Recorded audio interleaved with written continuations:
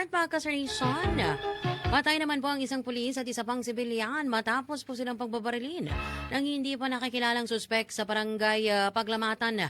Bandang 1:45 ng madaling araw noong pong March 28 taong kasalukuyan.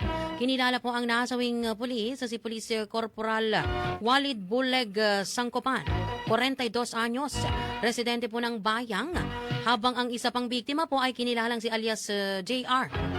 Tinataya pong nasa 27 anyos at residente po ng Bukidnon. Mga kasarnison, bate po sa investigasyon. Sakay po ng kulay abong Toyota Innova, ang mga biktima ng pagbabarilin sila ng mga suspek na armado po gamit ang kalibre 45 na pistola at lulan po ng 2 motorsiklo. Nagawa pang makalabas ang sasakyan, ito pong ni Police Corporal Sangkopan. Ngunit muli itong pinagbabaril na nagresulta ng kanyang agarang kamatayan, habang ang kasama po nito ay natagpo ang walang buhay sa loob ng sasakyan.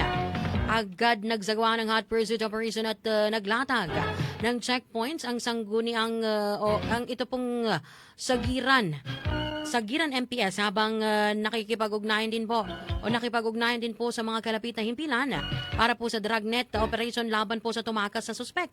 Patuloy naman ang backtracking ng CCTV footage at investigasyon po ng SOCO upang matukoy ang pagkakakilanlan at posibleng tinahak na ruta ng mga salarin.